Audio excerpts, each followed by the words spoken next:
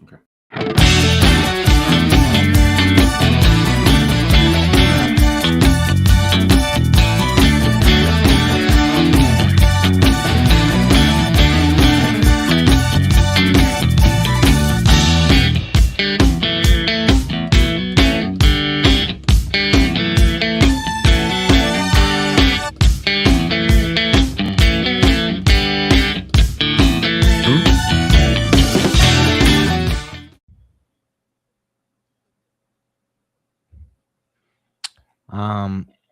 I've got it played in my ear. That's why I didn't know the intro had ended. I forgot to mute the tab. Very clever. Yes. That's probably going to be one of those shows where it's kind of not quite there because I'm knackered, to be fair. But welcome in, everybody. Welcome to Footy Corner. This is we're the North Bank show. We're both Arsenal, so we're kind of just going Arsenal, and we're going to some flexi club chat at some point or another. But yeah, welcome in, Daniel. How are we, sir? I'm good, thanks, Fox. Thanks for having me, as ever. Yeah, anytime, my friend. Anytime. Yeah. Feels a long time ago, the Brugge game now. I don't know about you. It just seems like it's, yeah, 48 hours between a game doesn't really feel, it feels like an age away. It feels like we're on the next game already. Yeah. So, yeah. Especially after kind of getting Arteta's press conferences today as well. So it's like psychologically, you're already thinking about Wolves. So yeah, I think that's definitely part of it. Yeah, definitely. Yeah, it definitely is. I mean, it is a bit mad, isn't it? That just yeah, it was only 2 days ago, but it just feels so long ago. I don't know how we're going to cope when after the Wolves game, it's a whole week off, and will feel like an absolute eternity. Feels like another international break, really. Yeah, it will.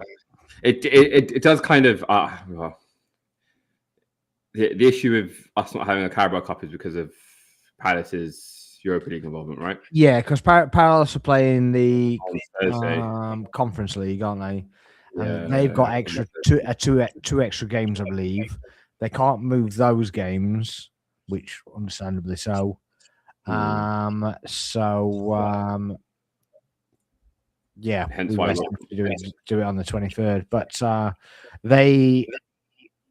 Palace completely rotated last night, and I think they were playing.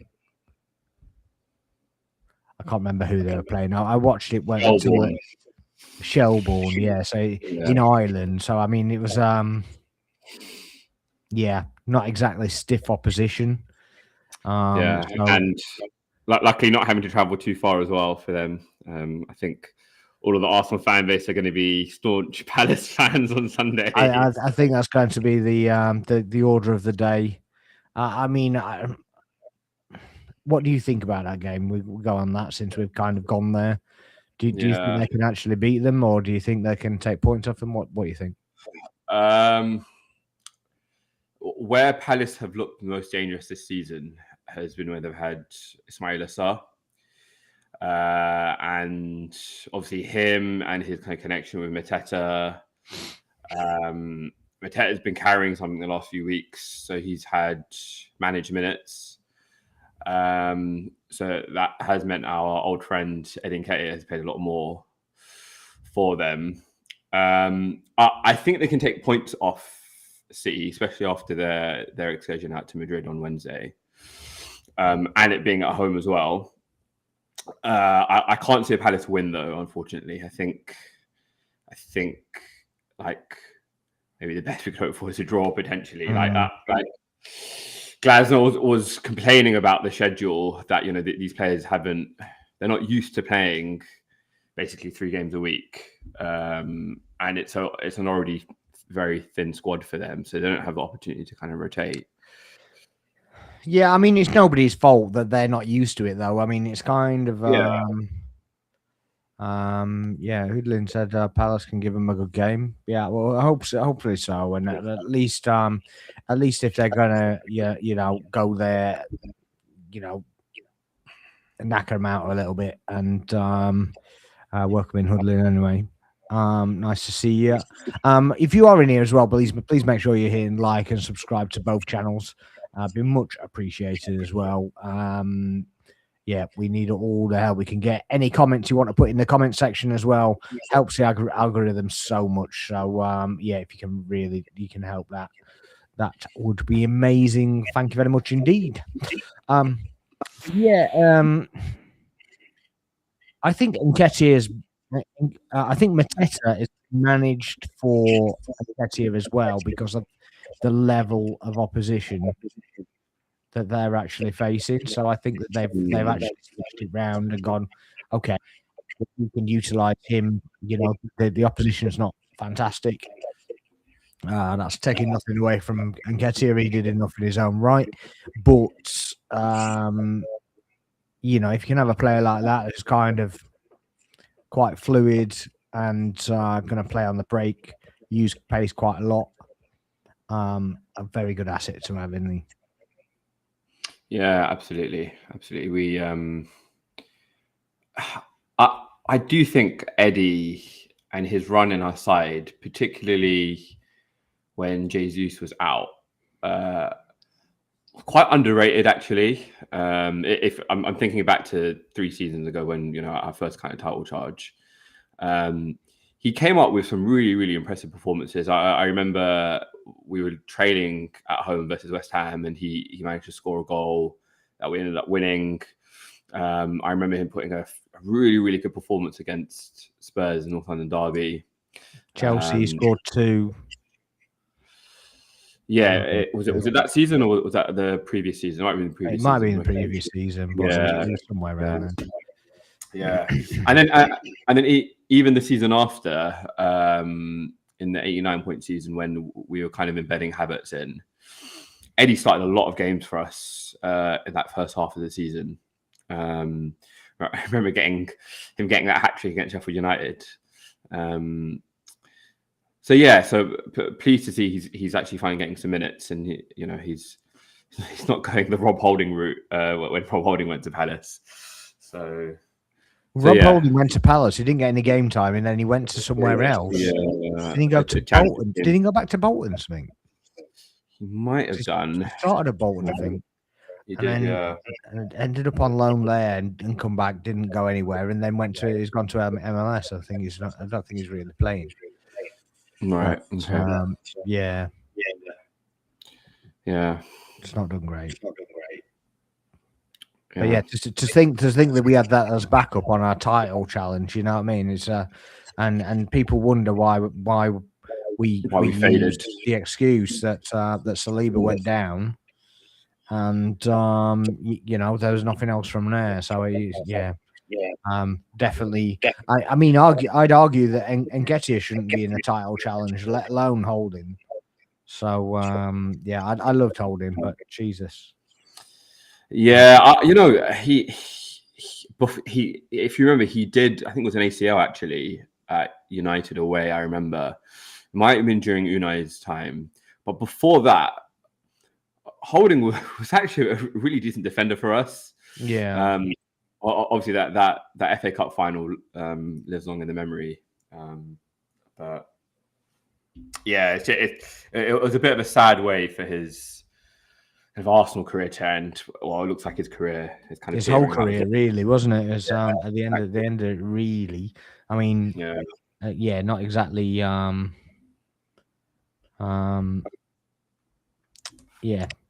Stand out. Yeah. Welcome in, Khalid. How are we, mate?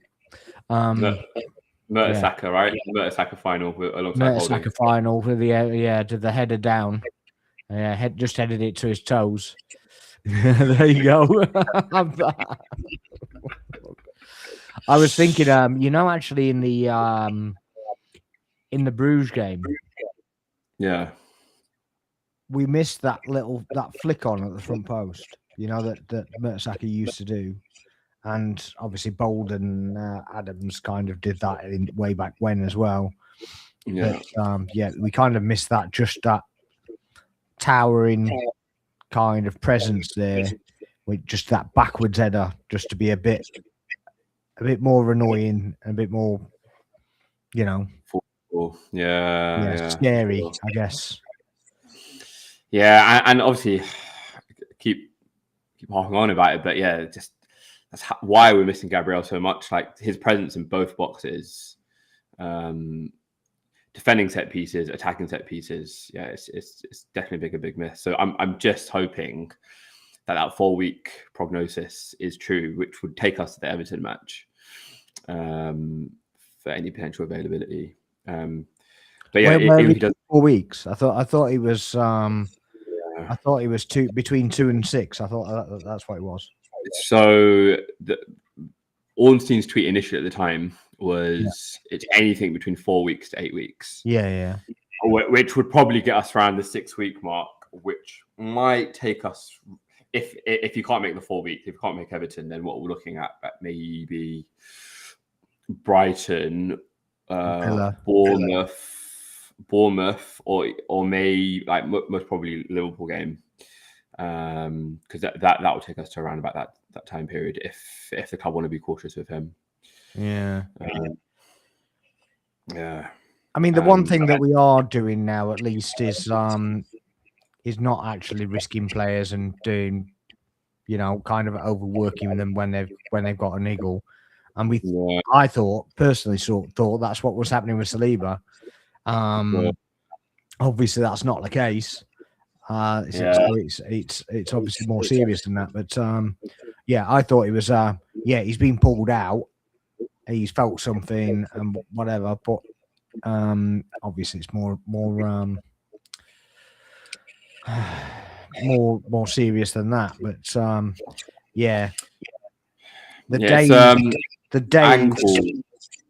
the days kind of just about works, but it's very loose. Loose and free with the day's words. And like in terms of the nature of the injuries as well, like the club hardly gives anything away, but I think Arteta really kind of said today that it was an ankle injury. So if you think back to that Liverpool game where he kind of did something to his ankle, it might have been a bit of a recurrence of that injury from earlier in the season. So obviously, I can't risk anything with ankles. So we can't risk anything anyway, can you? I mean, that's the point. The whole point of having the squad is that you can rotate players, and it's just the law of sod that 3 of them happen all at the same time. At once. For sure. Yeah, it's either all attackers, all defenders. We've spoke about this before, and we don't get one at the front, one in the middle, one at the back. It's either all front, all back, all middle. That's what it seems to be anyway. It's the cluster injuries that basically killed us, both last season and thinking about that first title challenge. Tomiyasu and Saliba going down in that Europa League match against Sporting, both in the same game. So it's just glass ankle, that's knee. Tomiyasu, yeah, signed for Ajax, it seems, right? Yeah, he's actually got another gig, hasn't he? Yeah. So pleased for him. Well, good for him, yeah, definitely. But yeah, I think the problem that he had for us, he had to kneel, and it basically didn't work, so they had to go back and do it again, whatever they were doing with it. So not great, but he did an interview earlier in the week. Did he? I haven't seen that. Yeah, he spoke about how psychologically he felt like it would have been good for him. So he actually proposed to end his contract, and obviously the club honoured that. Because I just think it was a tough place for him in terms of just always like getting injured. He spoke about the fact he only had 4 minutes last season, so he just wanted a bit of a fresh start. But yeah, like I really felt sorry for him because I felt like on his day he was probably our best one-on-one defender. Like he locked up so many attackers. I'm thinking back to that Arsenal-Liverpool game where he completely locked up Salah. But yeah, yeah, I'm pleased that he's found a club, and pleased that kind of been a good solution as well, because I see that kind of spot in the squad kind of going to Mascara now. So in terms of being that kind of utility defender, that kind of Swiss Army knife, if you like. Yeah, I mean, it's very similar to Abui in that kind of way. I mean, obviously he's not Abui is not the quality that he had, but yeah, where Abui could play in midfield and kind of in defence and maybe a bit further forward, it was a bit more utility. But yeah, we've got Timber for that now, so you know he can play anywhere, absolutely anywhere, and he's really good at it. Though he had a knock as well, didn't he? Against Villa, in the Villa game, apparently.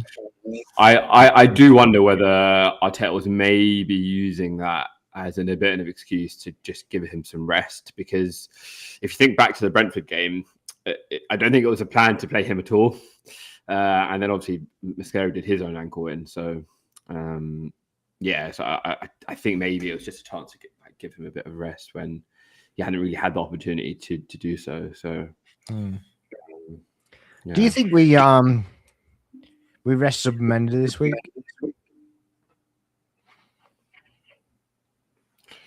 Interesting, because he played against Brugge and he played against Villa.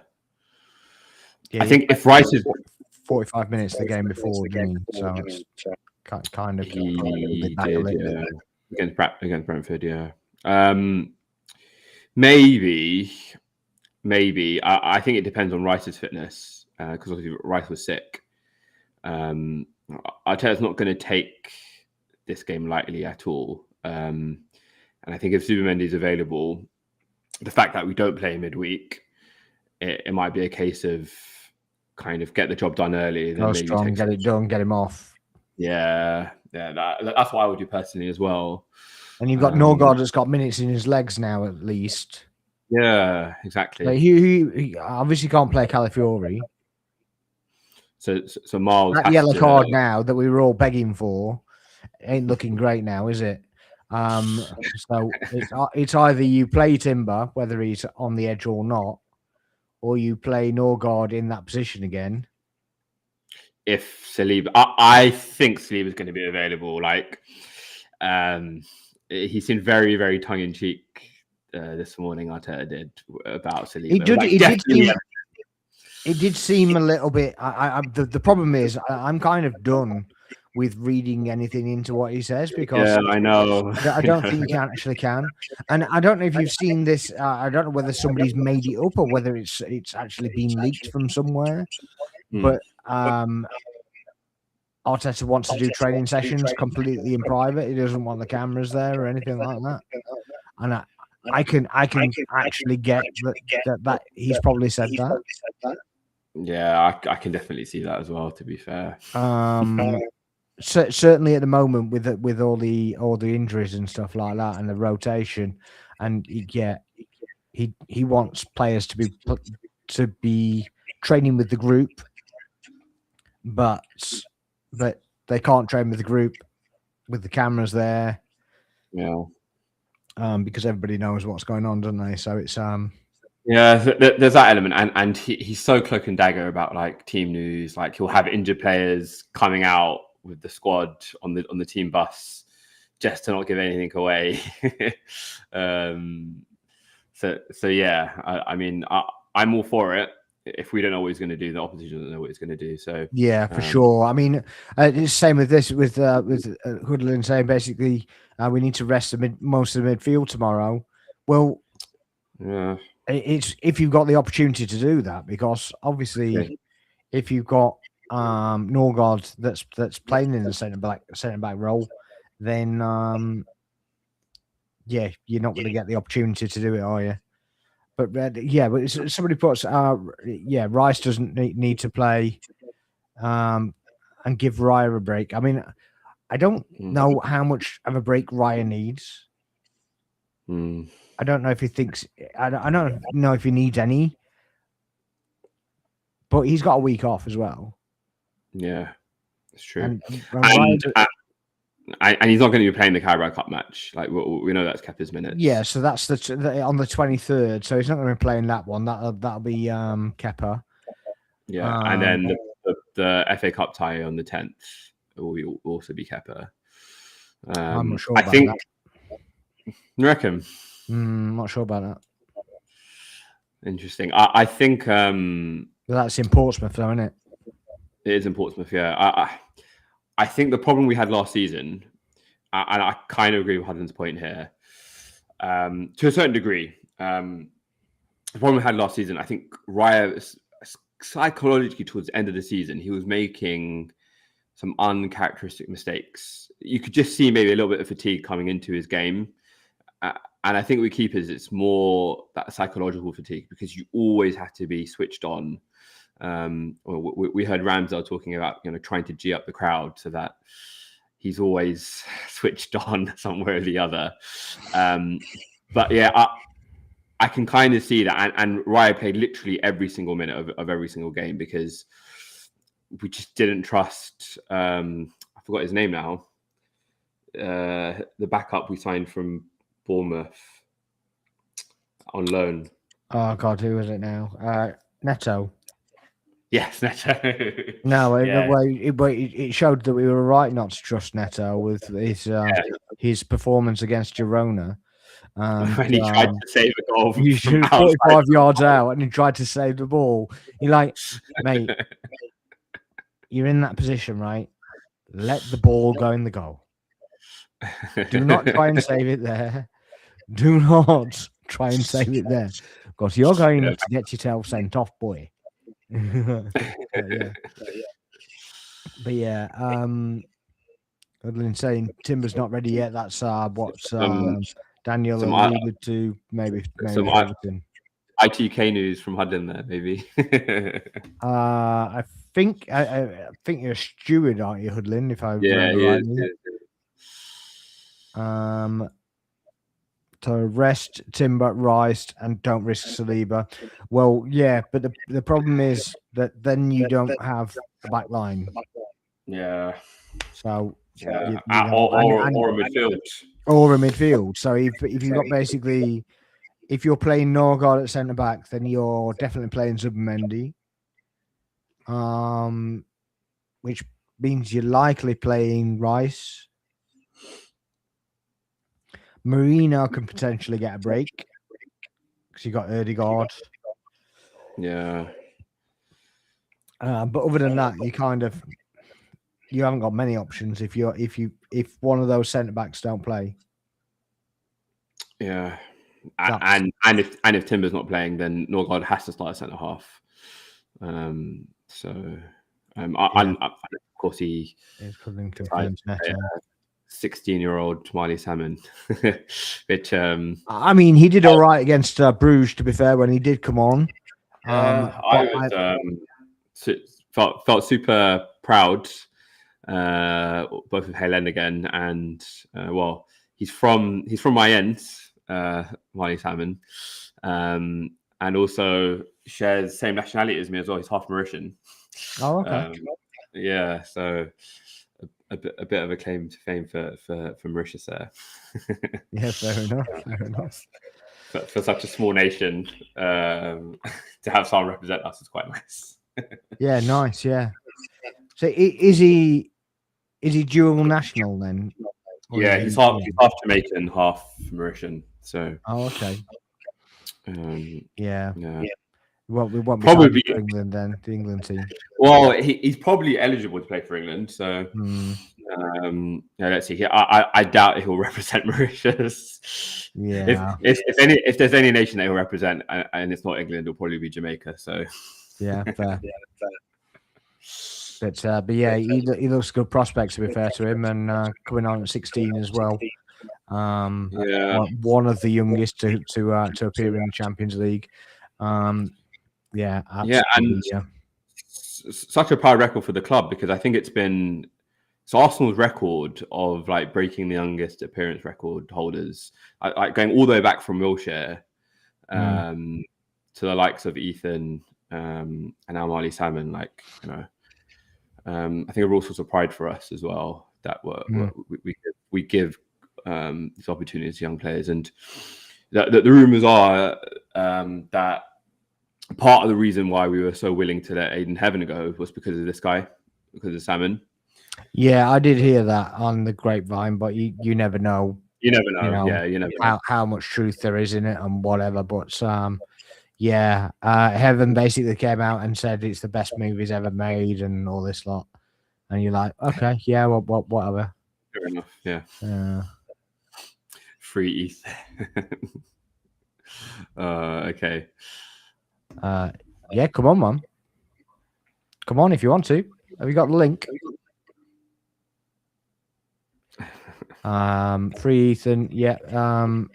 He needs more minutes, but I did even notice in that kind of period, he did give the ball away a couple of times, and then they broke on the counter attack. But yeah. Hoodlin, have you got the link? It's in the WhatsApp. Well, it's actually in both. Yeah. It's in the Twitter, mate.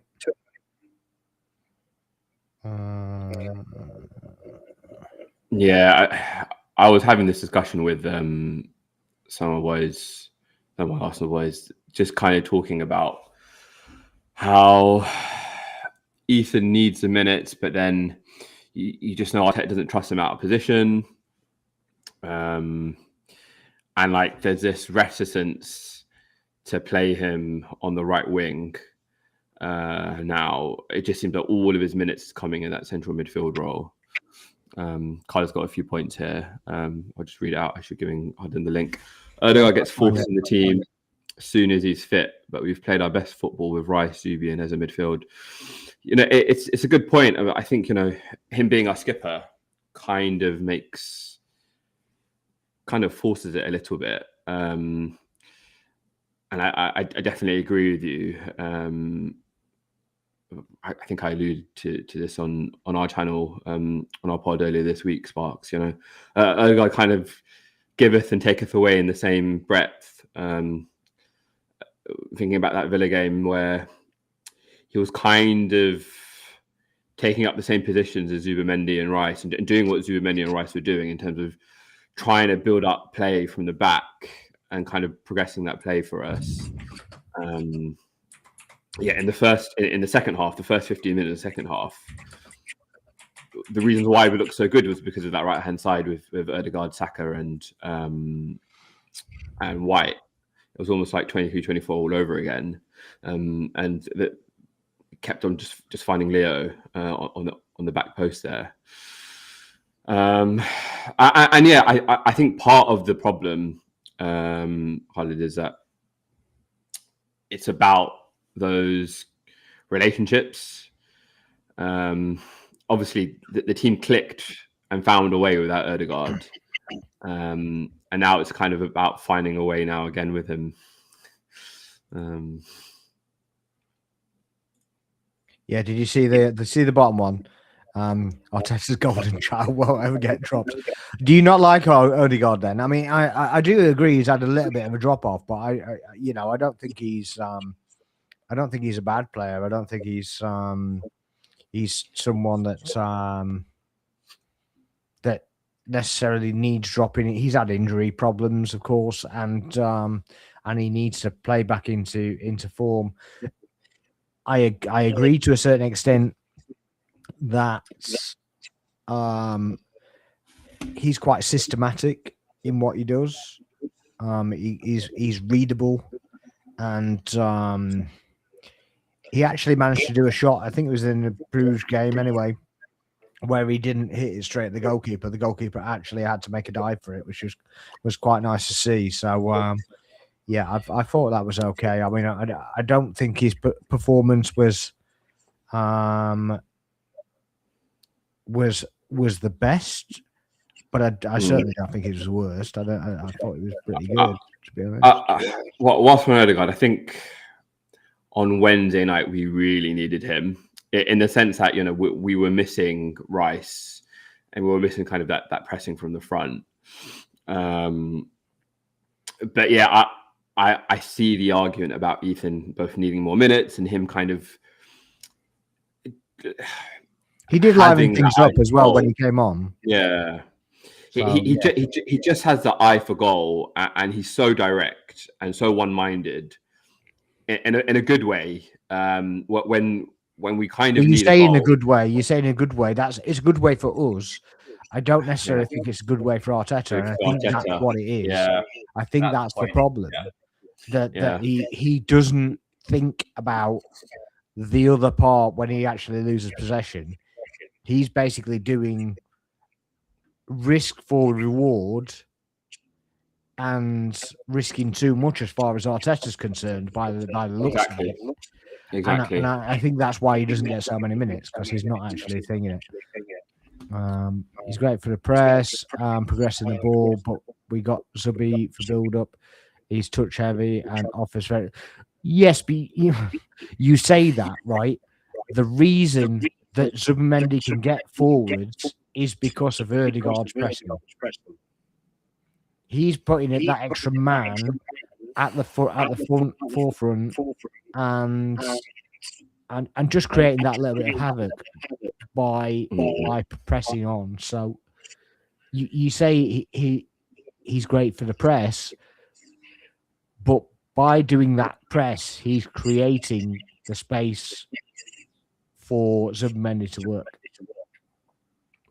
Which is why we said in the first place that that Ødegaard doesn't have to come so deep to receive the ball. Yeah, I'm not sure about the touch heavy and offers very little threat argument. I mean, he had a great shot against Emi Martinez in the Villa match, and if it wasn't for a great save, we'll be kind of singing his praises for that shot. Similarly, like I think if Donnarumma doesn't make an absolute worldy save in that PSG semi, we might have a UCL title under our belts right now. But yeah, it's in the margins. But when he plays the ball on the ground, he has this weird kind of scuff shot. Yeah, I know what you mean. It's like he hasn't really kicked the ball. He's just kind of gone across the ball a little bit. And he doesn't generate that power that you want from outside of the box. Exactly. I think that's been his problem. He needs to get further forwards for that to have any kind of impact whatsoever. And he needs to be further away for his skill to basically place a shot. So he gets the placement, if you like, but then, like you say, he doesn't get the power. Exactly. Because it's almost going across the ball every time. And I get that he's trying to get whip on the ball and whatever, but there's no point in putting whip on it if you're not getting a bit of power. Yeah, exactly. Here he is. How are you, mate? How are you? How we going, all right? I'm good, guys. How are you? Yeah, you're quiet. Yeah. Can you hear me? Yeah. Yeah, good. I know this is long overdue. You've been saying you're coming on for ages, man. You've been trying to get me. You know what it is. Every time I come, like something else happens, and and then obviously the season is going a bit mad at the minute. Yeah, it's just December is crazy, and then I don't know if you guys saw what's going to happen in January with the women's this FIFA competition that's happening in January. I haven't heard about that one yet. Yeah, if you go on the website, you'll see. I think we've got like the third and fourth playoff, and then the finals at the Emirates is going to be played with Brentford, and it's just long. But anyway, let's not. So another tournament. Girls get injured. So I've been listening to you guys. It's been good so far. Yeah, cool, man. Yeah, it's good to get you on. Finally, a long time.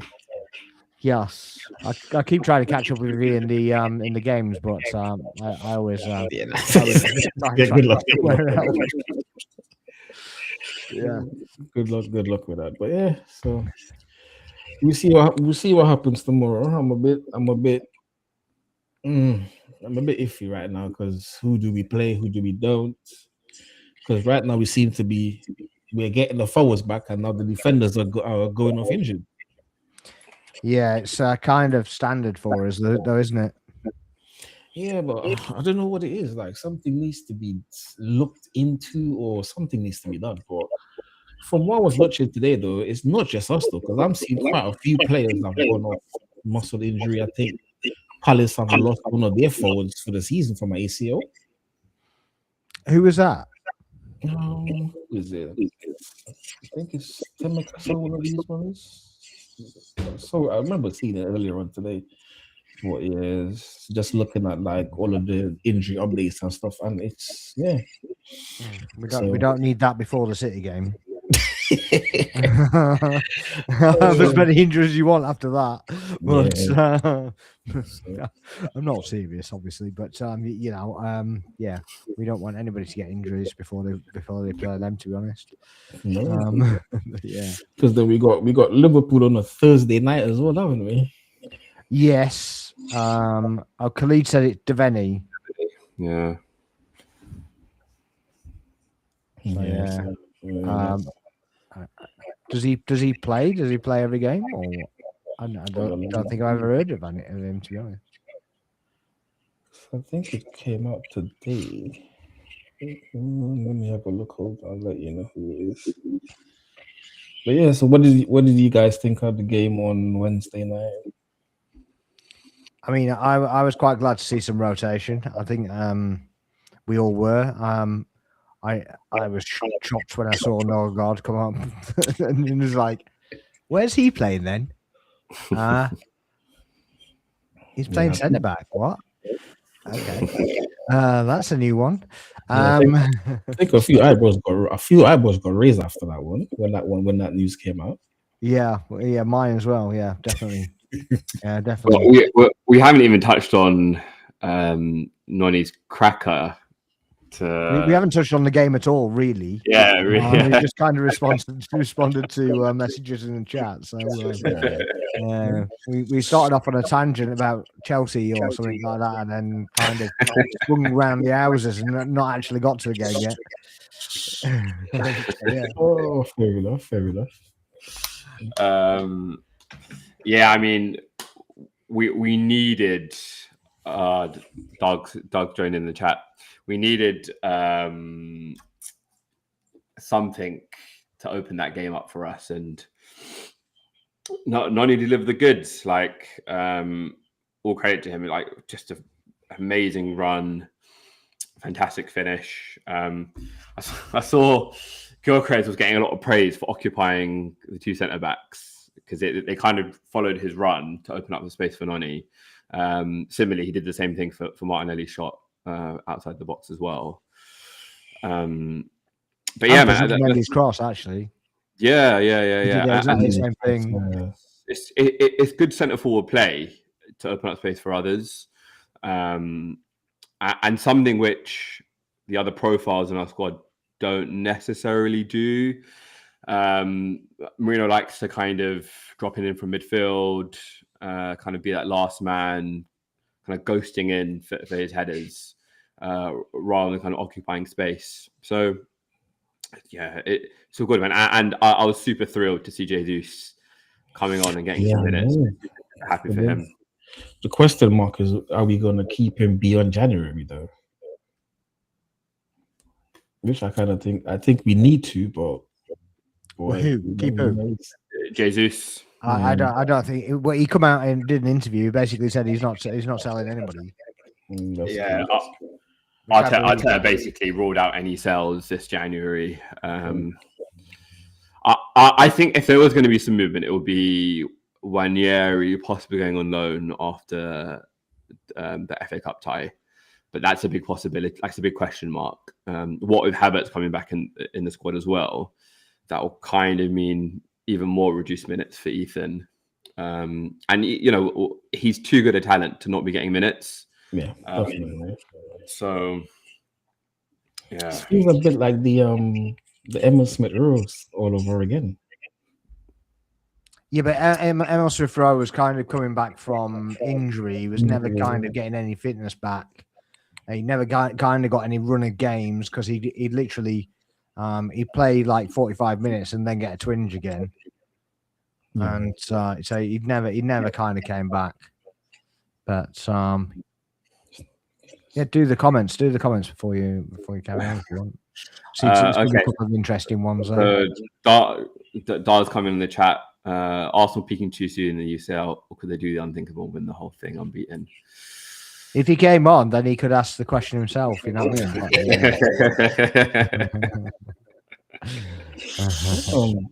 Peaking too soon? I don't know. I don't think so. But obviously, the further in the competition you go, the harder the games get. But yeah, now it's just.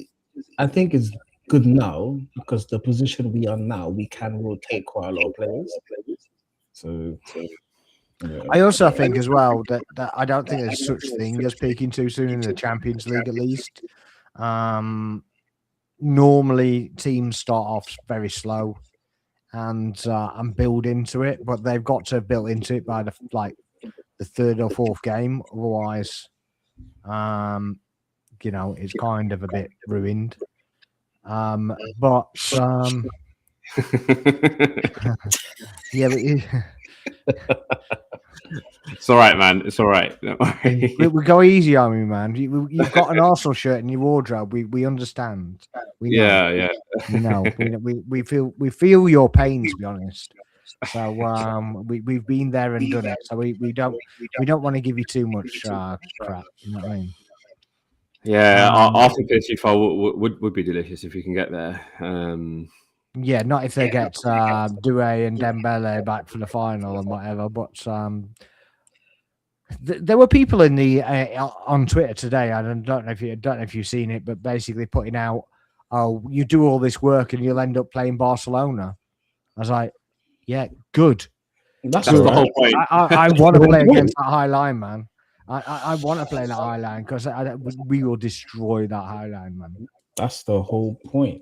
We will absolutely destroy it. We want the whole point of being in Champions League is we want these glamour ties, and a bit of revenge as well for 2006.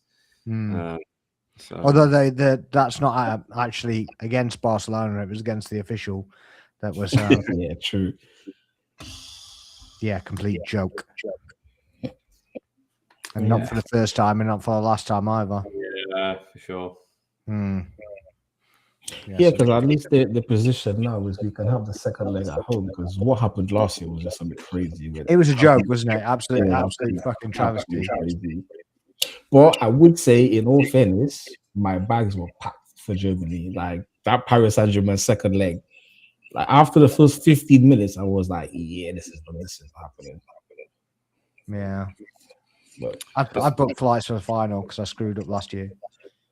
Yeah, because we got emails saying, yeah, if we make it to the finals, off we go. I'm like, cool. I put everything back, make sure my schedule was clear. And yeah, absolutely. But yeah, I think this season we have a better squad to cope in regards to the latter stages of the Champions League. Yeah, for sure. So I feel that the drop off is not half as massive as it was.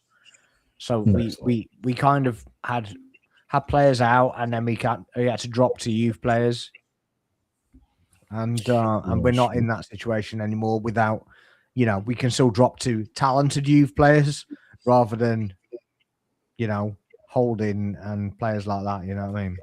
Yeah, because what been funny, like we got 3 main centre backs out, and Norgard looked alright. Obviously,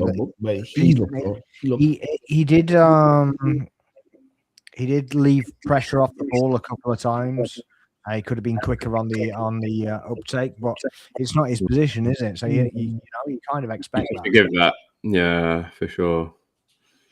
Because that I was not gonna lie to you, I was expecting probably Calafiori or somebody else to be playing in that centre back position with Ngapié, but that was a master stroke, I would say. Yeah, I mean, I wonder if that was in mind as well, because Calafiori's got suspended, that he wanted to put somebody together that could actually play.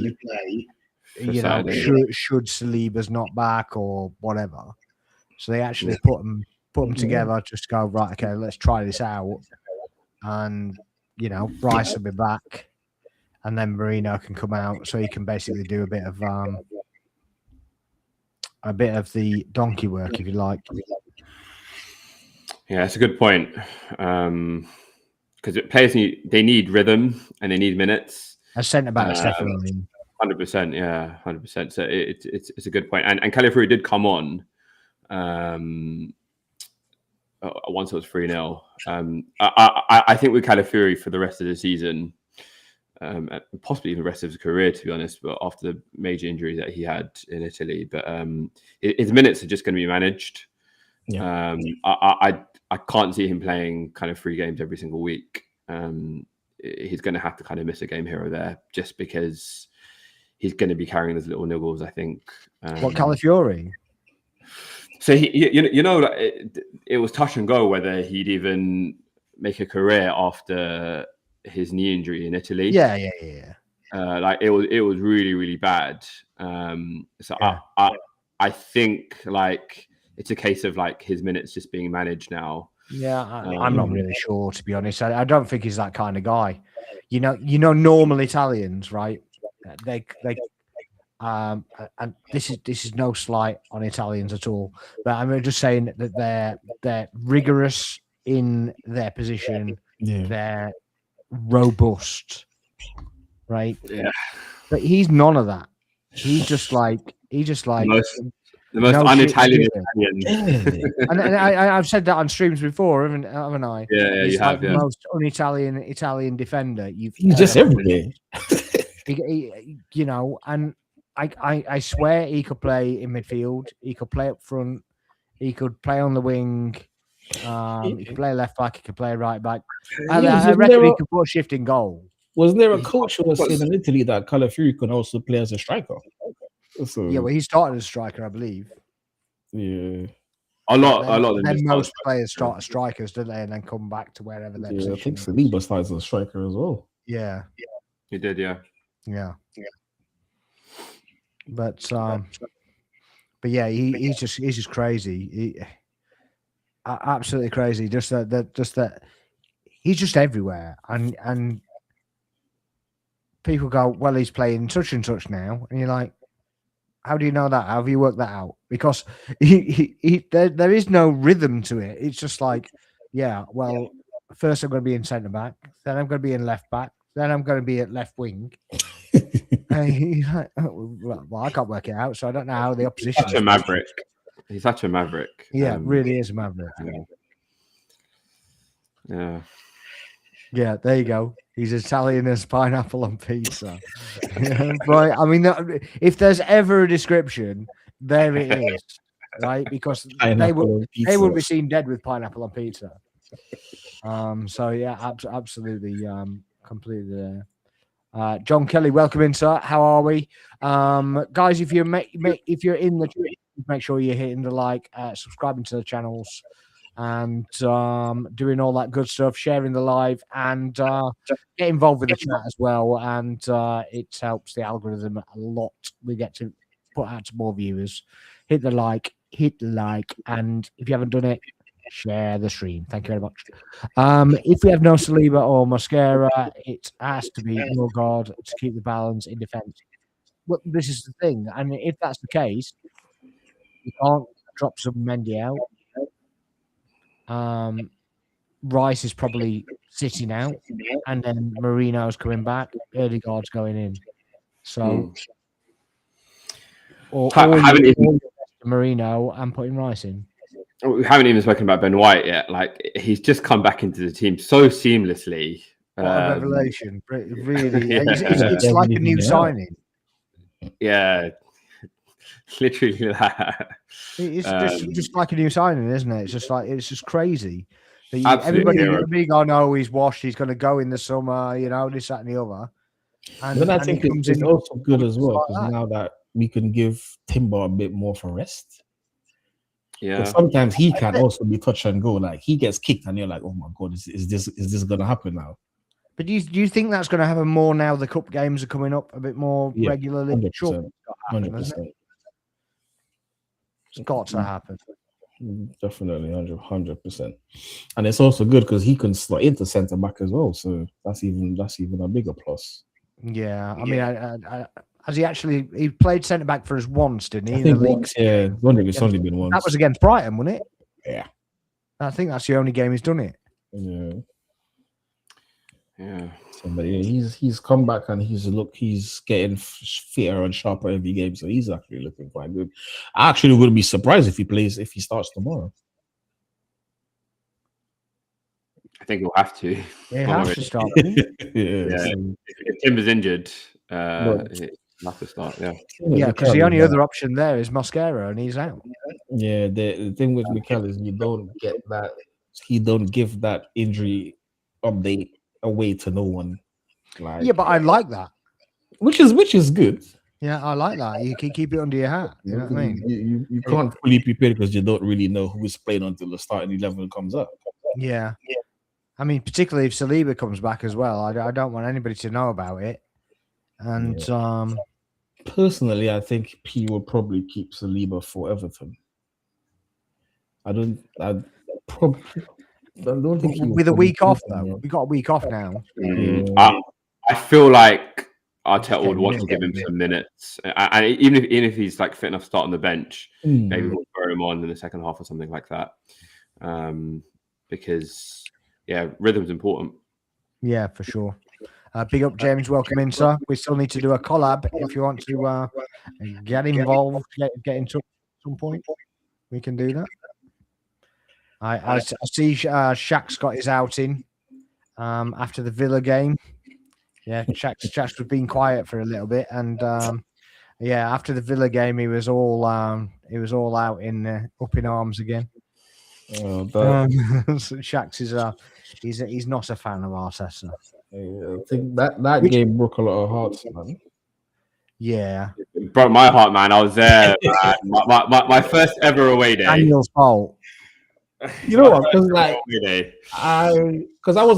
I was doing the women's game, and then the women's game finished. Went down to the office and then realized that they scored. I was like, oh my god, what is happening here? Because literally after the women's game, no one left the stadium. Everyone was watching the game in the concourse. Oh, okay. Right. Yeah. So literally no one left the stadium. Like the stadium was still packed. Yeah, you've seen the reports that have come out and basically said that they were upset with the viewing figures for the women's game. You're like, well, it was expected though. Like, don't put it on at the same time as the men's game. Then that's the key, isn't it? This is the thing, and this is what we said. Literally, like, well, the stadium is not going to be. You're not going to get that massive turnout because you have the women's game start at 12 o'clock and 12:30 the men's kickoff. Yeah. You know, so we should have mentioned it on my channel actually. Like big up Arsenal women beating Liverpool 2-1, man, because we had Zahid there, so that would be good. Double whammy.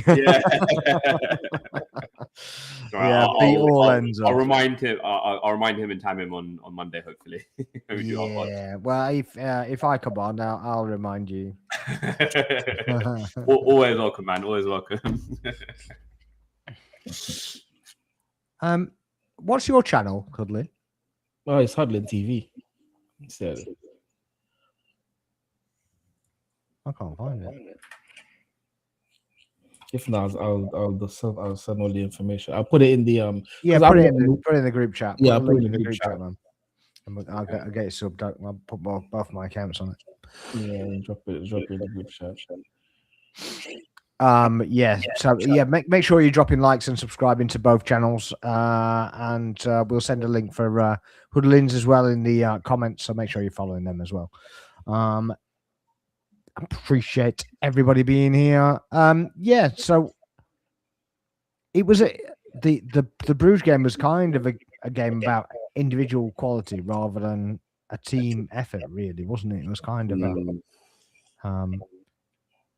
it wasn't a resolute team performance. It was just kind of and it was always going to be with that kind of rotation, wasn't it? Our backs was against the walls, right? But basically, soon after we scored, Brugge kind of came back into it, and I think they showed their quality in terms of why they drew against Barca this season, why they beat Villa last season. But yeah, I was relieved to see that we didn't concede. I was just fully expecting us to concede before half time because they did kind of pepper our goal, and Ryan had to kind of get called. Yeah, do you not think that was because we kept attacking even though we weren't keeping the ball though? Because I thought that they were still setting back and actually countering. Yeah, because they still played the same way. With their number 9. Yeah, but he was just an outball though, wasn't he? Was it Foyth or whatever his name is? Forbes, yeah. Yeah, Forbes without an E, which is very weird. Something Forbes without an E. What the hell is that about? But yeah, he was just the outball all the time, and everybody was up trying to get the second goal, and it was just like, well, we just kept giving the ball away very easily, I thought. Yeah, they were pressing us, and we just couldn't maintain that possession. Kind of stringing 2 passes together and then losing it. Like Nani's second goal came at a really good time for us, I think, because it just kind of started to extinguish any of their hopes. Yeah, I think that killed the game, it killed the fans, and that was just kind of smooth sailing from there. Yeah, he shut the crowd up, didn't it? Because the crowd were getting very rowdy. Yeah, they were so rowdy beforehand, and even the commentators said that this is quite a hostile ground, and everybody gets involved, and you could see that they were the drums going off and the clapping and whatever, but they were like 70-year-old women that are just going on with the clapping and stuff. It's a very. You go where my seat is, and you see a 70-year-old woman. There is no way she's clapping along to that. Absolutely not a chance. In fact, most of the blokes don't do it, let alone the women. So I thought that was fair play to them, and they literally. Yeah, they literally teetered it, didn't they? Yeah. And I thought we'd get another goal actually with the last 5 minutes of the first half, but it kind of never came. But so close to the kickoff for the second half, it was it just stunned them, and then there was no more, was there? It's kind of stunned into silence, quite literally, really. I don't think they were even ready for that. It was a bit like when Eze scored the second in the North London derby, like before everyone came back to their seats. It was so I think that just sucker punched them, and after like celebrations, yeah. After that was more or less it. But yeah, speaking of the crowd, Sparks, like big up the Arsenal fans, man, that they came up with another banger of a song. Yeah, but I'm not actually sure how much imagination that took. But, and a lot of people in the stadium basically said it made no sense to us, but we were singing along with it anyway. It was like, whatever. It was just like, whose name can we insert here? And Zubimendi was the one. So I'm sure he was pleased for that as well. But yeah, it was mental. You could that second half. I never heard their fans at all. Yeah, I just heard the Arsenal fans. Their fans were finished, but I must mention Martinelli as well, because at the beginning of the season he got a lot of stick, and 100%. I think something just clicked. As I was saying to my friend, I think competition, mate. I think he remembered his Brazilian Champions League music before Premier League games.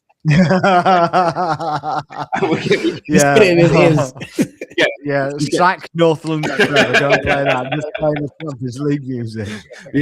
We get Champions League Nelly, right? Yeah. Champions League Nelly, Champions League Nonny.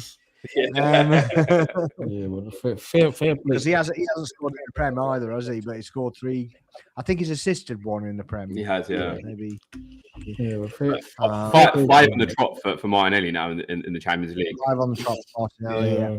Fantastic. I think first player to do it or something like that. Score in 5 in a row. 5 consecutive games. Yeah. Yeah,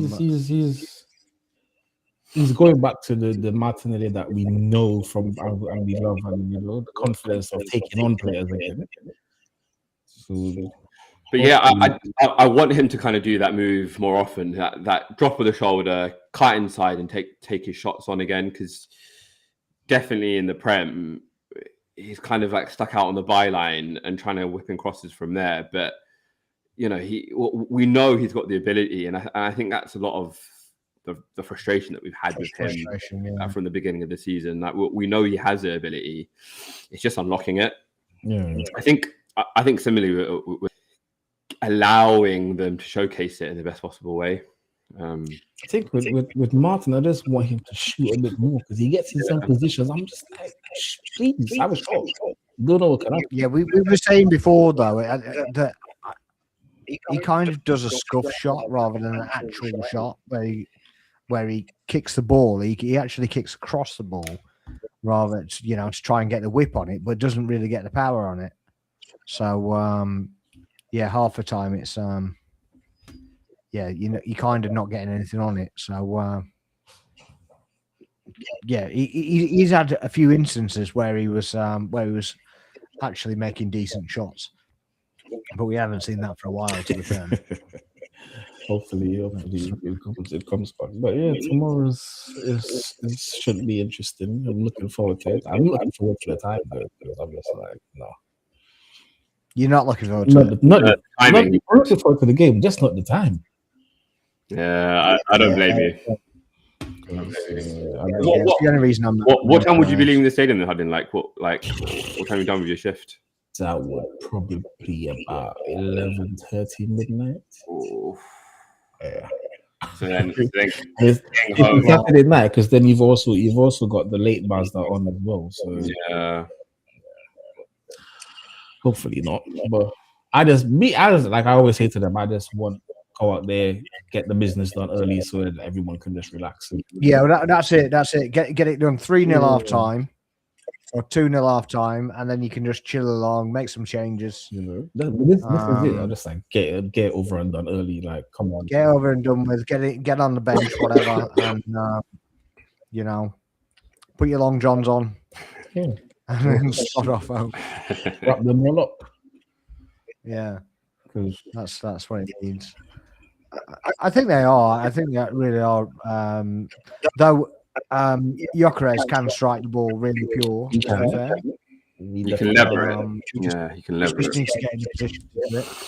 Yeah, I think he will come good at one point, because I've got one of my friends who's a diehard Spurs fan, and he's on it all the time, week in, week out. I'm like, just allow it. I was like, remember, we haven't really played on Rice.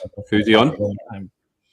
Gyökeres. Gyökeres. Oh, yes, okay. and it's like, wait till he clicks and it happens, and yeah, let's judge him. Don't start judging now. Yeah, I mean they've got Richarlison and Solanke. So he's been out for like 10 years. Yeah, they're not in any kind of position, are they? To be judging our players really when they've got spent 210 million on strikers and they can't strike. I don't know. I've got a weird feeling that he probably scored tomorrow. I was saying that to someone earlier. I was like, yeah, I hope so. I think if there was one maybe disappointment from the Brugge game was that all kind of getting assist as well. Like I know we spoke about his good kind of centre forward play in terms of like occupying the centre halves, but yeah, it would have been really nice for him to get a goal. Similarly as well, like think back to that Chelsea match. If Timber didn't take it off his head, we'd still be baby cheering his name right now. What a leap that was from Timber, by the way, though. I know. Tell me about it. I'm not saying that, and he shouldn't be bloody there, but yeah, he got up higher than bloody Gyökeres was getting up anyway, and you're like, how the bleeding hell have you got up there? It's like Zubimendi. Half the time I don't know how he's got so high. Timber has a serious leap though. Yeah. Really good, but yeah, both him for shorter players, both have serious aerial ability. I think Timber this season from set pieces. So yeah. Yeah, I got a funny feeling if the Rice will play anyway. I think he'll be back from his. But you know what? I think so. We get that feeling, but nothing. I wouldn't put anything past him now. No, but I like that. I like that even that we get it wrong, because it's not so long ago that we could name the team sheet A week before, haven't we? Come before the game, done whatever. We've seen who's had a knock. We've seen everything that's happened in the stadium. Gone. He's not playing. He'll play instead. He'll play instead. I mean, you can literally name the 11 before, 2 days before. Yeah, well before, and you go, yep, right, okay. Yeah, I have no hope now. Not too long back, but because even Trossard's not far away. He's got a couple of days before he's back. I reckon he'll be back for Everton as well. Yeah, Saliba was only a couple of days, mate. Yeah. And it was 2 weeks. So I think I don't know. I could see Marino and whoever in midfield, Odegaard and somebody else in midfield tomorrow. The Real Sociedad midfield, right? Marino, Zubi, and Odegaard. Yeah, the whole Sociedad midfield. Well, he might be inclined to give Zubomendi a rest tomorrow. Well, we'll see what happens. We were discussing that, but if players aren't available, then he might have to start, depending. But yeah. So I don't know. He's brought a calmness to that side that we haven't seen for a very long time. He's a conductor, isn't he? It's just a different player to. People were saying obviously that after we lose one game, that Partey's the loss but he's a different kind of player. Partey was a general there, and just commanded the space. He didn't really do anything. Zubomendi, it goes through Zubomendi. Yeah, Zubomendi is just a conductor. So he's like, I want to play it that way. Everybody goes that way, If I want to play it that way, it goes that way. It's momentum. It's really good to watch. I love his in-game intelligence as well. Like his ability 100%. To know when to kind of just take that niggly foul for the side without getting a booking. Just a super smart, intelligent player. I think the refs have actually seen that and just gone, right, okay, well, yeah, that's actually too intelligent. You actually got the ball, but I'm going to book you anyway. Yes, in question. Remember, it is us interesting bookings that you're just like, just mad. I just don't understand what two of the bookings that he got were never bookings in this world. He won the ball kingly. It was just like and Saka's won in the last game as well. Villa, he got the ball, and then you wonder why he hit the ground. But I don't know. Sometimes I think like some of these referees are just caught up in the moment and the emotions that it's just getting to them, and you're like, When you really review it and you look at it, you're like, but that's not really a card. I do think that they do a lot in the way of entertainment, but then they put themselves on stage as well. Yeah, and I don't think that they're necessarily favouring one team over another. I think they're trying to make it more entertaining by bringing the other team into it. But my problem with it, I've got no problem. If you're going to have a physical battle, if both teams can be physical, then I've got no. You can't book one team for the first physical tackle, and then the other team's got 4 physical tackles, and they haven't even got a booking yet. Yeah. Look at the game we had at the Bridge. You were just getting yellow cards left, right, center. Yeah. Not really. Like if you're letting when it happens to them, you're playing on. But then as we touch them, is like everyone's getting booked. Yeah, the Cucurella foul comes to mind, in that he fouled Saka in the first couple of minutes. Yeah, exactly. And then he got carded on half an hour. I think it was the second push with Caicedo. I'm like, are you not gonna speak to him? Like, We just pushed him over. Yeah. Straight in front of the refs, just pushed him over. I remember saying to my son, I'm like, someone's gonna get set off in this game. Like, it's definitely gonna happen. Yeah, I didn't expect it to be one of their players, to be honest with you. But That was. I don't know. Well, RIP Chelsea's title challenge that lasted 3 days. So they're all coming for us, and now they're saying nobody said that. That's not true. Absolutely not true. All our timelines were full. I'm full of Chelsea fans saying, "Well, we're in the title race. We're in the title race. We're in it. We're in it. We're in it." And, I had Chelsea fans I haven't heard from in months came out of the woodwork. Was it 4 days? 4 days later, they lost to Leeds. Yeah, and drew against the worst Bournemouth team in the league in Bournemouth, who'd lost like the last 6 out of 7 or something ridiculous. So yeah, just a bit mad. You know, but for me, I just want to get tomorrow over and done with, so that we could sit back on Sunday and watch Crystal Palace work a bit of magic, hopefully. Fingers crossed, Eddie can do it for us. Yeah, just Eddie magic. Yeah, that's like how we did against Liverpool. So yeah. Yeah, and apparently we've beat Chelsea off the pitch as well, or on the pitch, off the pitch. With that deal, deal. Yeah. Deal or no deal. Yeah. So apparently it was supposedly a front and shirt sponsor, but it wasn't a front and shirt sponsor. It was a sleeve sponsor, but they're extending the sleeve sponsor that they've already got, and you're like, right, you're just making shit up now. You don't know what was going on, you know. And I'm not saying that the guy that mentioned that it was going through Chelsea isn't making things up as well, but everybody's denied it. Of course they have. Of course they will. Why wouldn't they? But apparently it's quite a really big deal, isn't it? It's yeah, so it's multi-year deal. That's because it was 10 million, wasn't it, for the Visit Rwanda? Rwanda deal, the extension until 2026. What was it? 10 million for the whole thing, or December per year?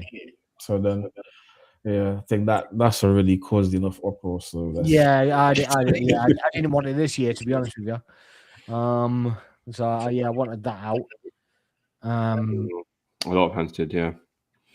But it's good to whether we took that off Chelsea or not. I don't really care, to be honest. Yeah. All I care about is our revenues going up. We're getting better deals in, and it can only point to the board and everybody else having ambition to not just to win, but to stay winning. Yeah, because like I said to people from the start, I think the most important signing we made was Andrea Berta. I think that was a turning point, absolutely a turning point, especially for me as a fan, looking at what they're doing and going, right, okay, you're serious now. If they'd have signed A2, I'd have just been like, well, yeah, we're not going to win anything ever again. Do you know what I mean? He's director of football. Haven't, but we're getting there, hopefully. At Brighton now, isn't he? He's at Brighton now, isn't he, Jason Ato? So he's understudy at Brighton, isn't he? I thought he got the big job. Did he? I thought. Yeah. But I may well be wrong.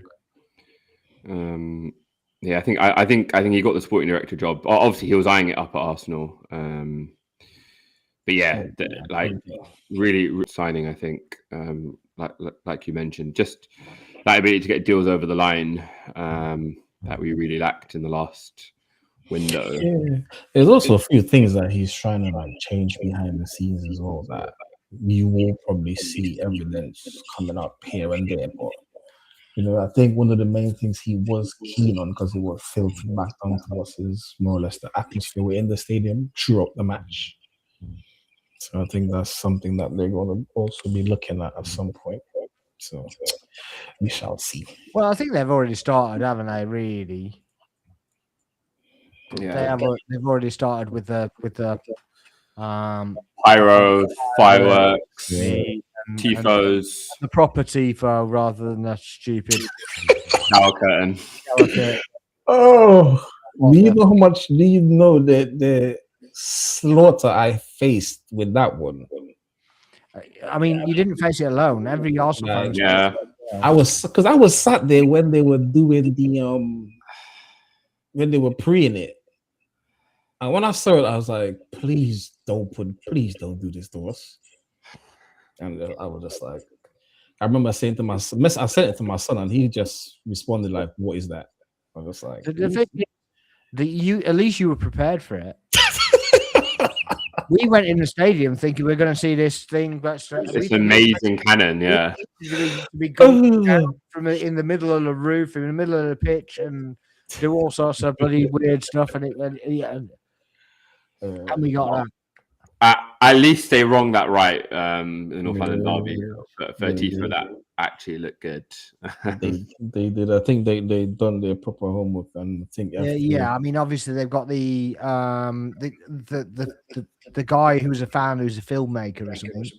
And then you got, I think Red Action was on it as well. So I think they were there from the night before, doing everything from the Saturday night, making sure everything was ready. So yeah, I did because when they listed all the changes in the boardroom and the staff, because obviously Carlos Quella leaving as well. I was like, yeah, so we got new staff, we got this, so we got that, got the other. I was like, can anybody do tifos? I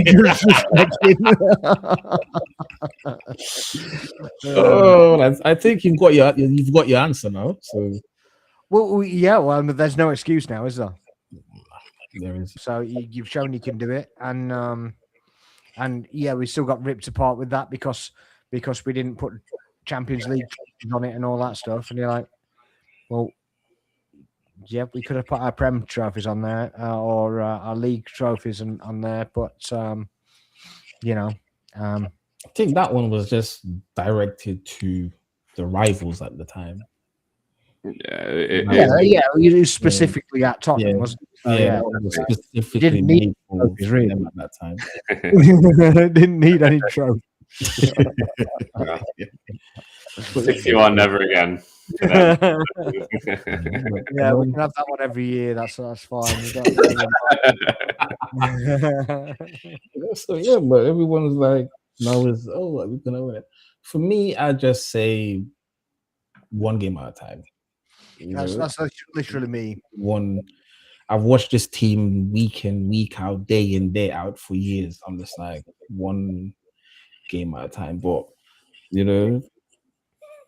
this they play, and like even if we go 1-0 down, like we shouldn't really be panicking because we know they will find a way to score.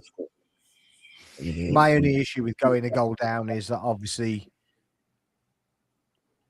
teams are just going to sit deeper. Yeah. And lock up even more space. That's the only downside. However, I've said this quite a lot. The fuck it switch has to go earlier, and just go right. Okay, go and get it back. Because it's like, well, you're not winding it out, and then scoring 2 in the last 5 minutes. Yeah. Just go and get one now. Go and get one now. Go and get another one. I think, like I said tomorrow, we need to put that game to bed early if we can. Just put it to bed. Get it to 3-0 early. I mean, I don't know if you watched the Man United game, but exactly what Hardy's saying, right? Yeah, to try hard. Yeah, you've got it. You actually could. It's just insanity. And I actually looked at it at one point, and it looked like a championship game. It wasn't like that. Yeah, I think that's insulting championship teams, to be honest with you, because I did say, I said in the start of that match. In fact, I think I put it on Twitter. I'm not sure. but I think I put it on there. Yeah, Wolves could get relegated from the Championship. Yeah, I think you said it on my happening. on stream. Yeah. What's that? Say it, Helen? I say I can see it happening. Yeah, I just I can see. I don't know what that is. I definitely on track to beating Derby's record. Yeah, Was it 7 points? But they got like 2 points at a minute. Yeah. Yeah. If they continue like this, they could be relegated by February. 50% of those points come from Tottenham. Oh God. Oh, say no more. Say no more. Say no more.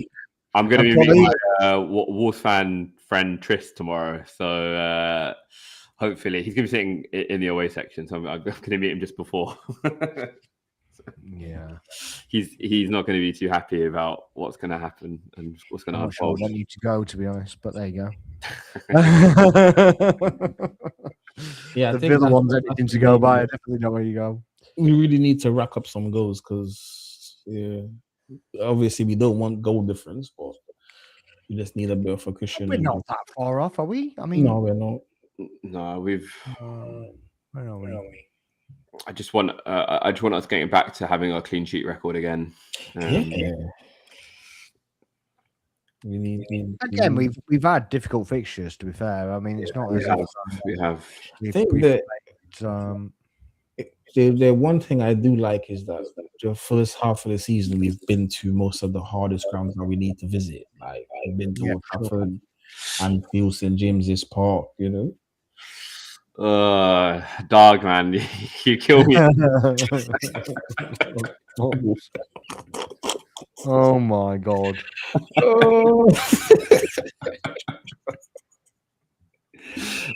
No, of course, yeah. So wow, they all have to come to us in the second half of the season, which should be good.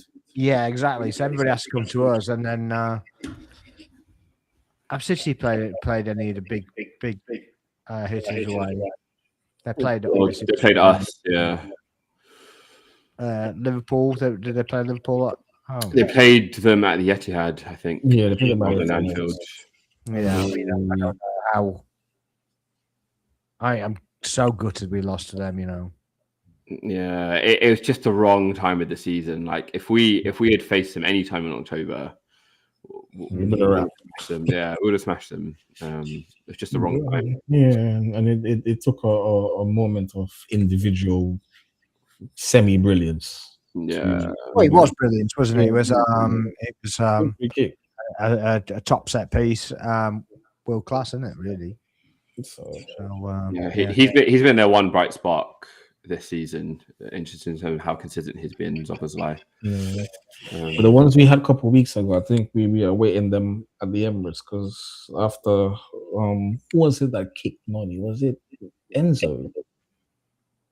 Yeah, Enzo. I think a lot of people missed that one.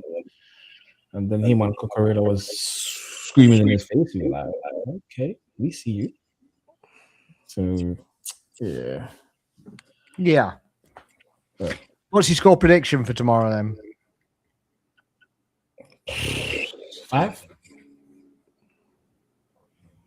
I'll go 5. You're going 5? Yeah. When I did for the North London, I said 4. And my friends were looking at me like I'm crazy. I'm like, oh, it could be 4. And it was 4. So I'll go 5 tomorrow. I'm putting it out there. I'm gonna go 4-0 Arsenal. I think 2-0 in each half. Can quite comfortably seeing that happen. Like Arsenal could put 4 past them and just be playing in second gear. To be honest with you. I just hopefully we just don't make a meal of it and literally just get one early and start banging them around for fun. Yeah, I'm going to go 4-1. And I don't know why I'm going to put them down for the 1, but just what it is. God forbid. I want it. In fairness, I want it more than 4. If it's such a free flowing, you can score for fun. I just want to score 8. Yeah, well, if they played anyhow like how they played on Monday night, then They were shocking. Honestly, they were shocking. I couldn't name you one player that played well. No one played well. Yeah, that's Strand Larson can't shoot for shit. Proper fell off. Like he was meant to be one of the big bright sparks from last season. Yeah, but I mean, at the time when he was there, then they had other players around him, didn't they? But they're selling him off, so I don't know. So glad he didn't get his move to Newcastle because they put in bid after bid after bid for him. Yeah, because they wanted him as well, didn't they? Yeah, they did. Newcastle were desperate for any striker before Baltimore. Everybody, didn't they? Yeah. They tried loans as well, and whatever. But yeah. Yeah, we're on 28 goals, which is the second highest. Who's got the highest? City. Man City have got 7 more. Yeah, I mean they have played like Burnley at home. They have played Leeds at home. Yeah, but their defense is leaky, man. So that's a plus. Well, yeah, that's so. How many have City conceded? Conceded 16, which is 2 less than double ours. Their game against Fulham, I don't think I've ever backed Fulham so much to score that 5th goal. Yeah, and they could have as well. Yeah, it was a goal line clearance in the 88th minute. Vardio, in the last minute. Yeah, they could quite easily could have. But Man United have scored 26. Oh wow! Conceded 22. Oh. Okay, fair enough. I can't remember a single clean sheet they've kept this season. Actually, United. No. Not the top of my head. They must have done. They must have kept one, surely. Chelsea got 25, scored 15. Brighton have got 25, scored 25, conceded 21. Right. That's always been about equality. What do you think Liverpool's is? They probably scored about 23 or 24. You're right with the scored. How many they conceded? 22. 24. 0 goal difference. That is insane. And Tottenham scored 25, conceded 18. Oh, they've actually scored 25. A lot of goals, actually, but they're just a lot of conceding as well. Bournemouth scored 21, conceded 24. Ooh. Yeah, they like I said, they really nosedived in their form, Bournemouth. Yeah, but everybody knows how they play now. They play the high line, and literally everybody gets in behind them, and it's game over. It's game over. Yeah.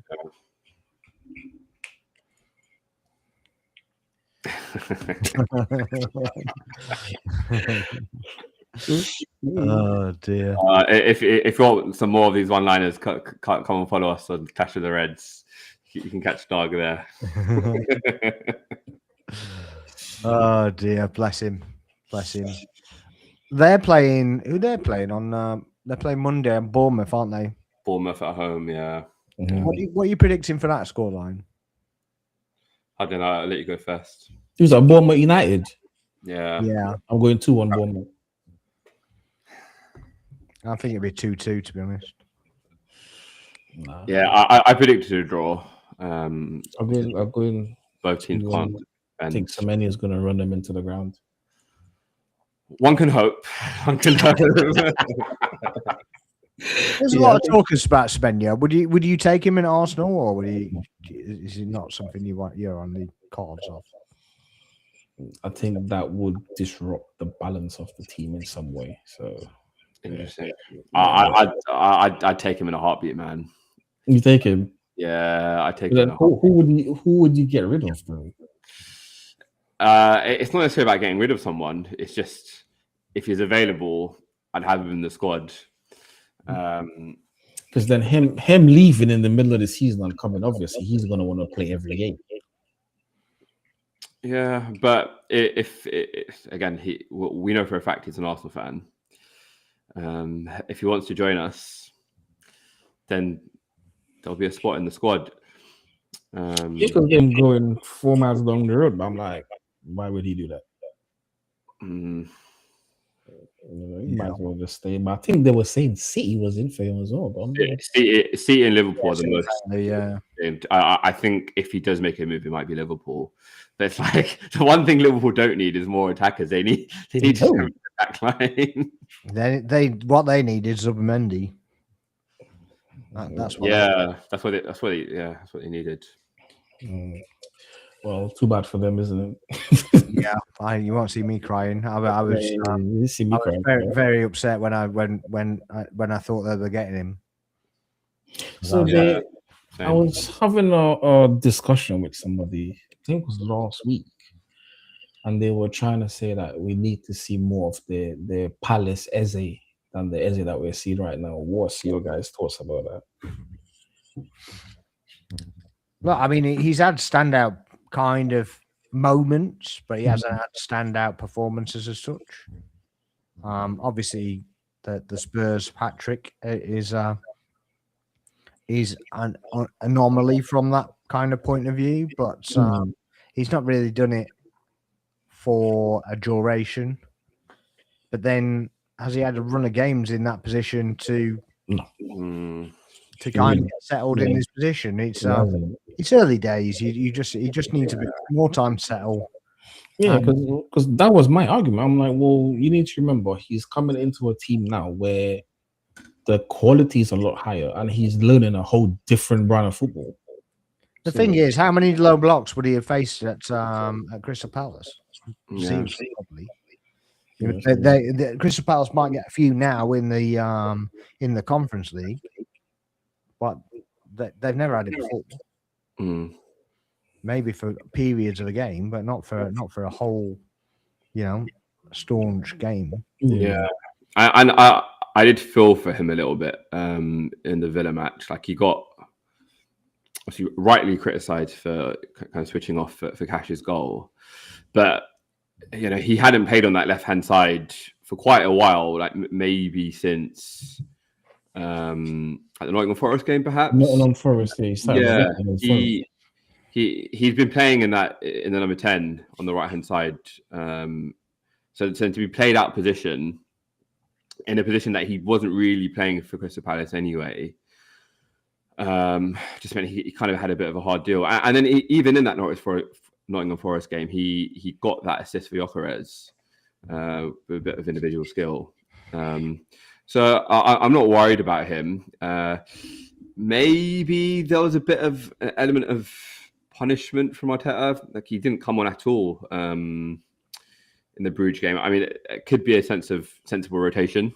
Yeah, probably out the limelight a little bit. He'll probably start tomorrow, I think. Yeah, to not get any minutes in midweek, he has to start tomorrow. Yeah, definitely start tomorrow. But then there was like, when Kai is back, where does he slot into this team now? The thing is, he rotates like everybody else. That's the thing. It's full on rotation. It's with a fully fit squad, we've got answers for everything. Yeah, I'm looking at that Crystal Palace League Cup match as a potential return for Kai, maybe because it was kind of mooted that it was the end of December that he'd be back. This week, apparently. Now I heard it was this week. Yeah. I mean, we'll probably be back in November. Yeah. And then he sat back, didn't he? Yeah, I'll probably see an appearance against Everton. Fingers crossed. I'm a massive Kai Havertz fan. Like,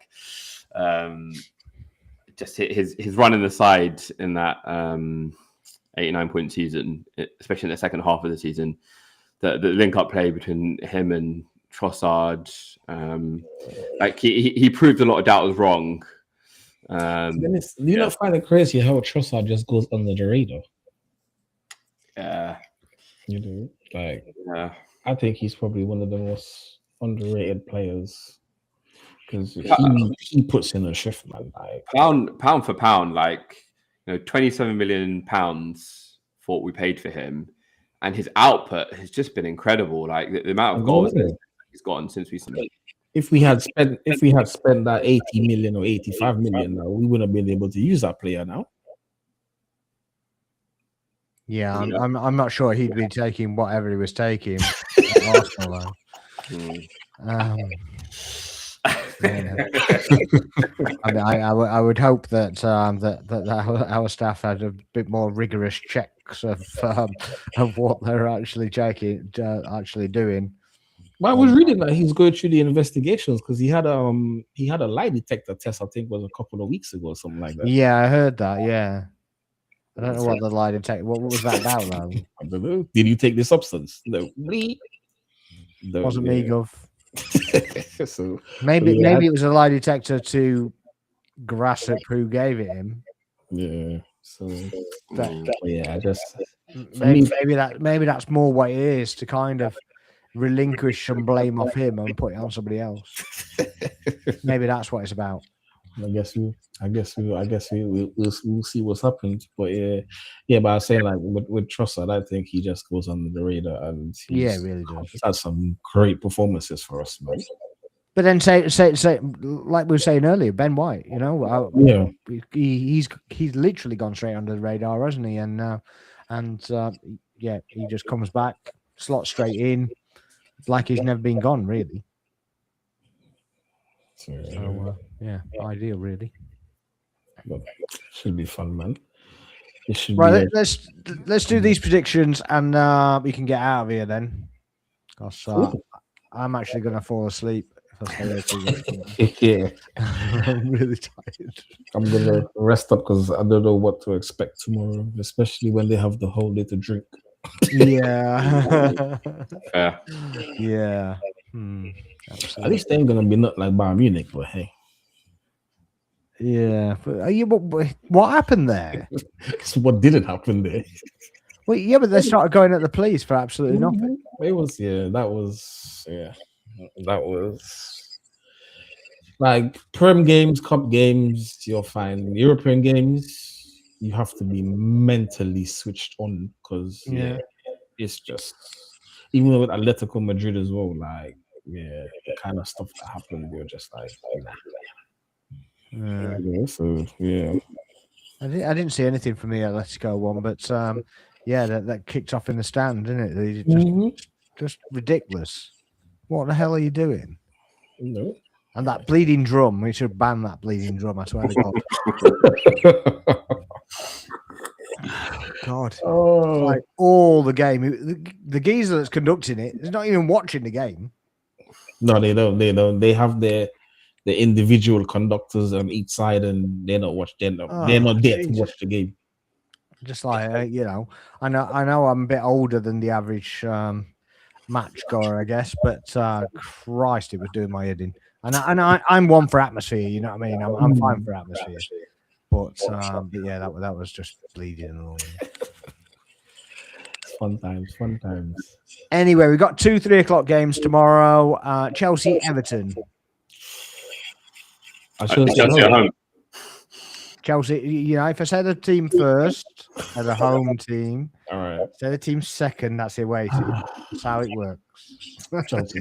It's quite easy, really. Chelsea. I'd say Chelsea. I know it's late. Come on. Chelsea. Huh? I think Chelsea. 2-1. Yeah, scoreline. You have to go scoreline. 2-0 Chelsea. 2-0. Okay. I'm going to go 2-1 Chelsea. Yeah, I think I got 2-1 as well, but I do think Chelsea will win, although it'd be quite funny if Everton did win. They seem to do all right at home, don't they, Chelsea? But they're crap on the road, really. And obviously they want to turn up for big matches, but then a game like Everton, you can just see them dropping points. To be fair, yeah. A bit like what happened with Sunderland at home. Yeah, that's what I'm saying. Yeah. But that's like we were though. It's the naivety, isn't it? That younger players and whatever. But I'll go 2-0 Chelsea. Liverpool, Brighton. 1-0. 1-0. I think 2-2. Wait, 1-0. I'm going 2-1 Liverpool. Burnley Fulham. Ooh. It's a 5:30 game. The only 5:30 game, so that's a televised game. 2-1 Fulham. Yeah, I think 3-1 Fulham. I'm going 2-0 Fulham. Our game we've done. Palace Man City. Come on, Palace. 2-1 Palace.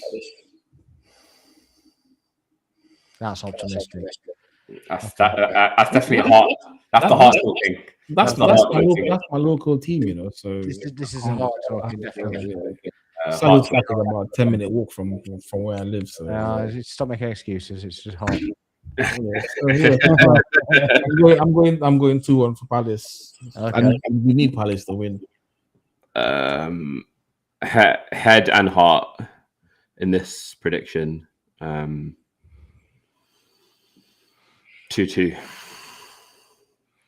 I'm going 2-1 City, unfortunately. Yeah, I think that's probably the most likely outcome. I do think it might be 2-1 City, but heart. I don't want it to be, but yeah. Yeah. I think we saw them fade in that United match, didn't we? Well, the thing is, when we win tomorrow, they have to win on Sunday, you know. So we put pressure on, don't we? By winning tomorrow, yeah. So they would have to win on Sunday. Yeah. Otherwise, it's 5-point gaps back. Nottingham Forest, Tottenham. Forest. 1-0 Forest. Maybe a cagey match. Because them two, they don't like each other. They always have some crazy games at some time. Yeah, the managers don't. They've got some beef, haven't they? Yeah, they don't like each other that much. From championship days, I think. So it could be a very interesting game, that one. And it also depends on who's the referee. So What are you going, Daniel? It's hard to call. I think Spurs are better on the road. So sadly, I'm going to go 2 on Tottenham. Isn't it dropping though now, isn't it? I don't know. I mean, I know they won the last home match against Brentford, but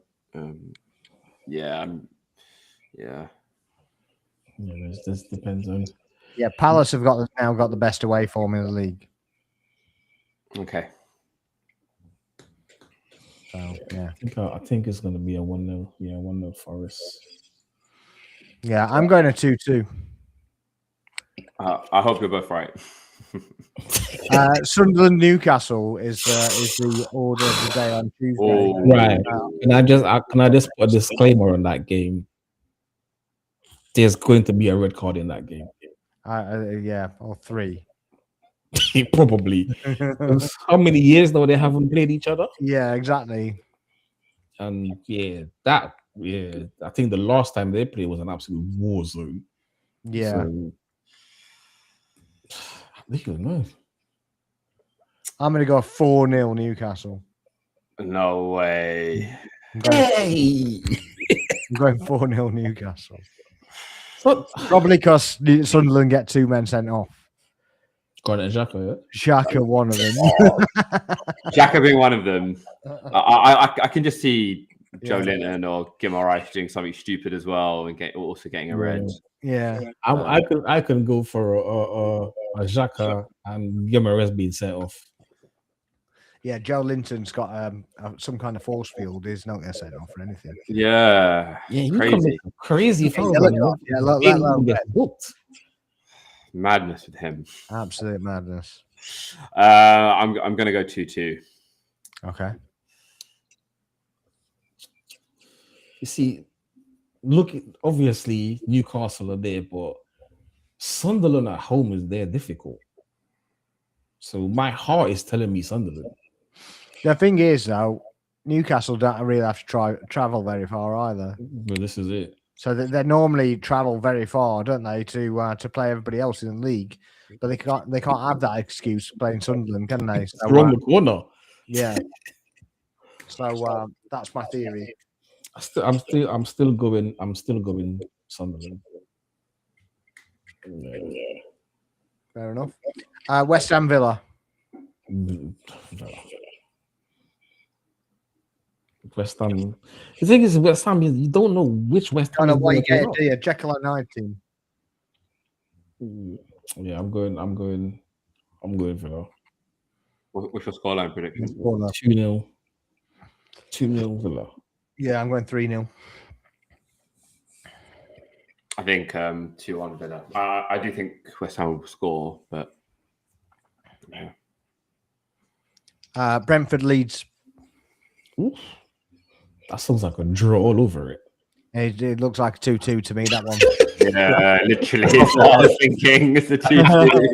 A proper Desmond, that is. Yeah. That sounds like a draw all over again. There is no show ever to go through. I wouldn't even be surprised if that's a 0-0. It's half four game is the only live game as well, so it doesn't want to be. Leeds are playing fairly well, so I can see them scoring. Yeah. So he called you out. I know the clash of the he's on our fan of Unai Emery, massive fan. You just don't know what to say. Get that shit off my screen. Yeah, thank you.